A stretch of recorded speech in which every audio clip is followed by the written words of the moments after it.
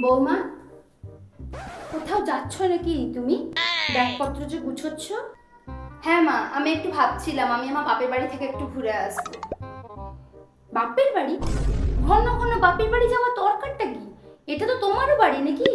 তোমার সংসার, সংসারে এত কাজ ফেলে তুমি বাপের বাড়ি বেরিয়ে পড়ছো।